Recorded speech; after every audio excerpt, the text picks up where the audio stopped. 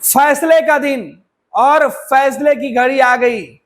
आज महाराष्ट्र और झारखंड विधानसभा चुनाव के नतीजे सामने आएंगे।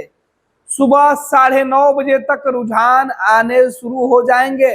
आपको बता दें कि जिस तरीके से महाराष्ट्र, झारखंड सहित देश के कई सीटों पर उपचुनाव हुए हैं, उसके नतीजे आने वाले हैं।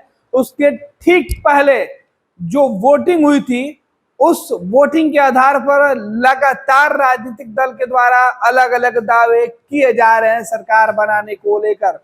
लेकिन सबसे हैरान करने वाली बात है कि इस बार एग्जिट पोल के सर्वे रिपोर्ट जो है उसके शोर सुराई कम दिए हैं।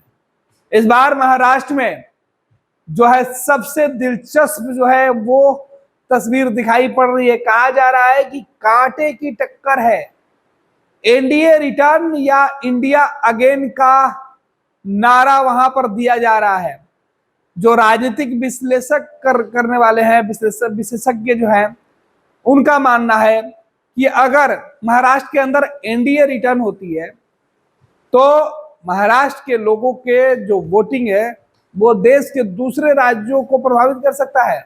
अगर इंडिया रिटर्न करता है तो भी जो है वो देश के दूसरे राज्यों पर इसका असर पड़ेगा। इसके बाद दिल्ली और अन्य जगहों पर चुनाव होने बाकी है। लेकिन झारखंड जो है विधानसभा चुनाव, यहां पर हेमंत सोरेन का रिटर्न या एनडीए का सत्ता में आना, दोनों चीजें, क्योंकि दोनों ही प्रदेश के अंदर जो फाइट है वो काफी कांटे की बताई जा रही है। हालांकि जीत के दावे दोनों ही गठबंधन के द्वारा किए जा रहे हैं। महाराष्ट्र के अंदर के जो विधानसभा की सीटें हैं उस पर भी इस बार जो है वो दो जो प्रमुख चेहरे हैं उनके बीच लड़ाई है।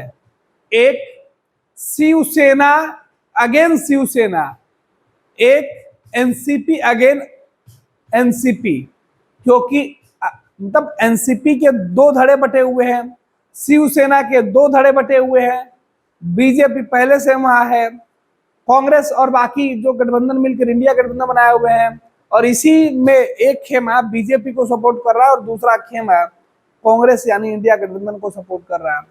ये सबसे जो है मुख्य मुकाबला है। इस चुनाव में शरद पवार की ताकत का एहसास होगा। उद्धव ठाकरे की अपनी क्षमता दिखाई पड़ेगी कि आखिर पार्टी टूटने के बाद किस तरीके से अजीत पवार और शरद पवार के बीच पार्टी ही नहीं टूटी बल्कि परिवार भी टूटा। जबकि बाला साहब ठाकरे के परिवार में शिवसेना जो थी वो पार्टी टूट गई। आपको बता दें कि महाराष्ट्र के अंदर कुल जो रुझान आने की संभावना है वो 9:30 बजे के बाद से रुझान आने शुरू हो जाएंगे।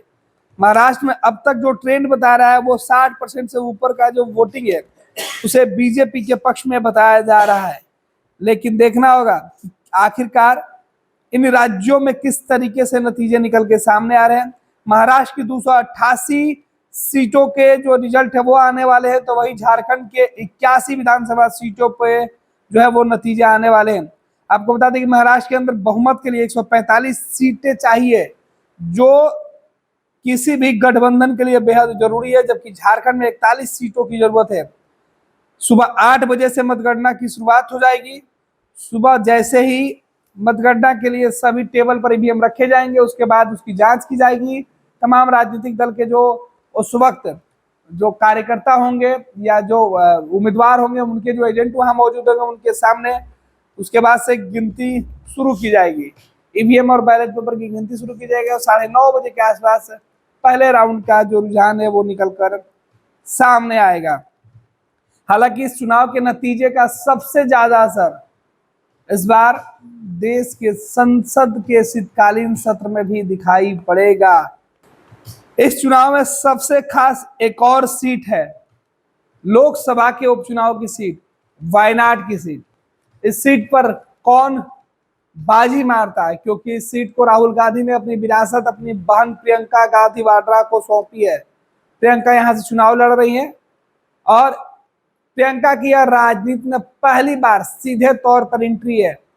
तो गांधी परिवार के लिए यह चुनाव बेहद ही खास माना जा रहा है। अब नतीजे अब से कुछ देर बाद और पल पल के अपडेट हम आप तक पहुंचाते रहेंगे।